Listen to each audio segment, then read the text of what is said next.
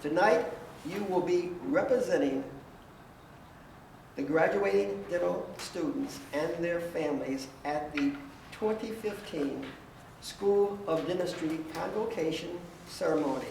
And I, as Master of Ceremonies of the convocation, would like to introduce our very own Jeffrey Clive, who will be giving our graduation address. Jeffrey Clive has served 4 years on the class of 2015's Executive Board as Secretary. He planned the class of 2015 Dentees, as they're called, and the 2013 school picnic.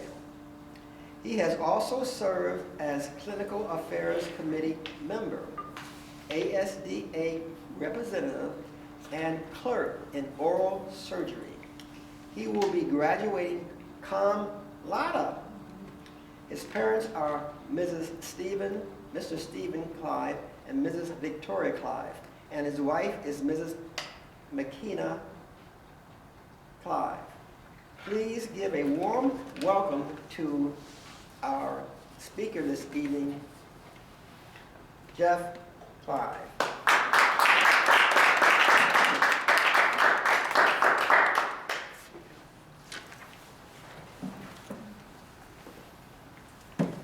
Fellow classmates and family members of classmates, I'm honored to be here today representing you as I give this graduation address.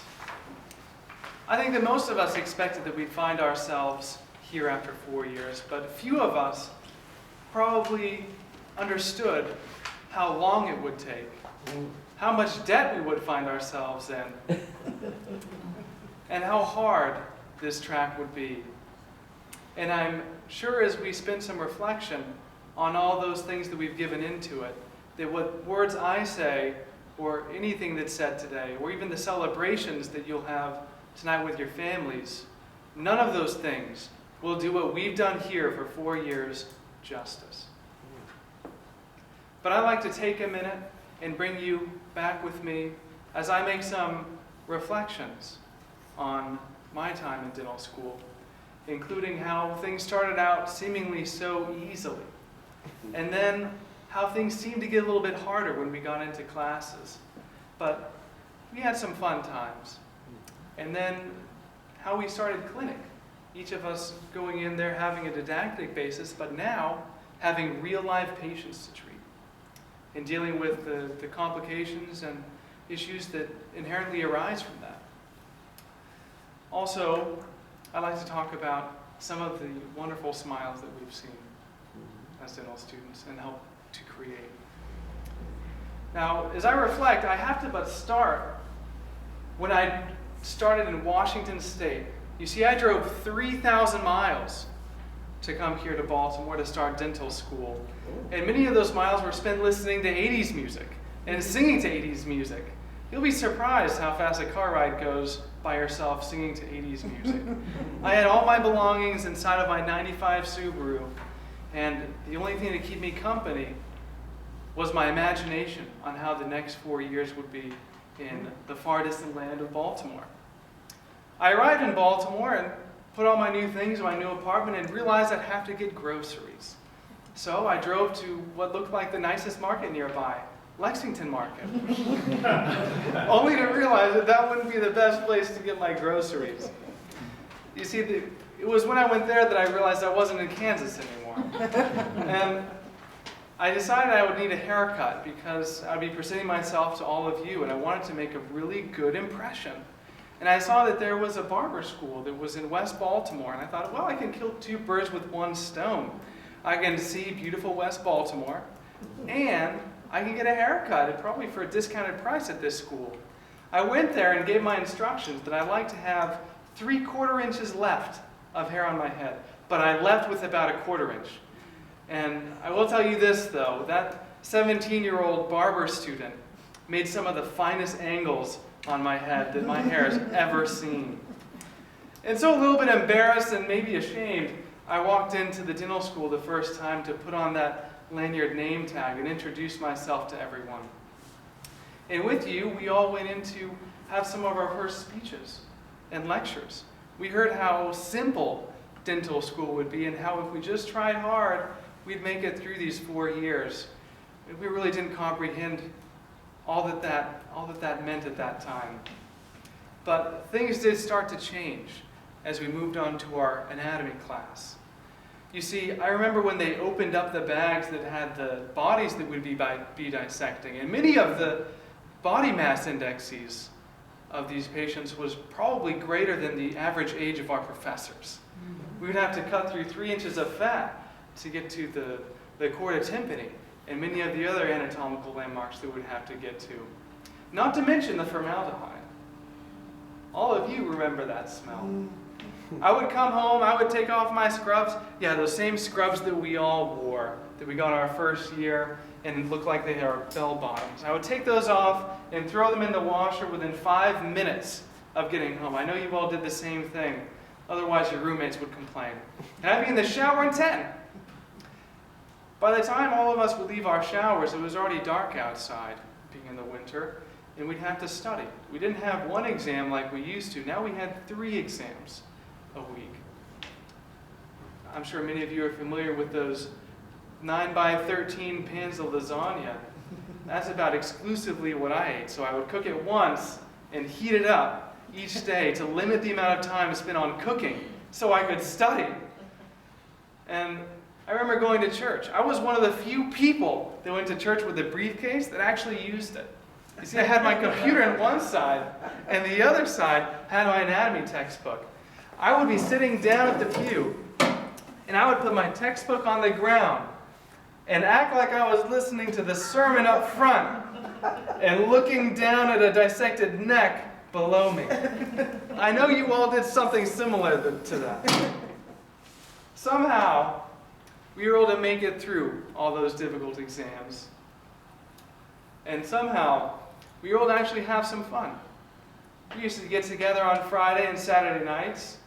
We used to have a great time. We would gather together for the denties, the school picnic. We had a ball. I would always be so impressed when I would flip my computer up, go to Facebook on a Monday morning and see you guys at a Habitat for Humanity build or at a diabetes walk. I'd see you guys during Special Olympics, and I would think, what a blessing it is to be with such a caring student body as you all are.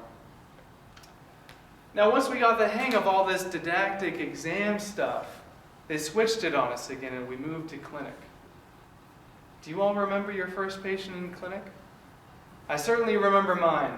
And boy, was I glad that we have to wear these silly blue coats because I'm sure it covered up a couple really nasty sweat stains that accumulated with my nervousness and anxieties seeing my first patient. I was really hoping to impress the faculty that day. I learned how to take a manual blood pressure on McKenna, and I was ready to show faculty that I didn't need any automatic blood pressure. I could take it myself. And I made sure that when I went out to get the patient in the waiting room that I remembered all the behavioral things we had learned from Dr. Anzalone, and I was ready to converse my patient's ear off. So I went out, I collected the patient, and we came back and discussed his problem.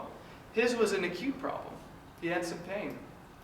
And he sat down, and I got ready. I took my blood pressure cuff, I put it around his arm, I puffed it up, I listened to the heartbeat, and I got the blood pressure, but it was 185 over 98. And I thought I could do this blood pressure thing, but why is it so high?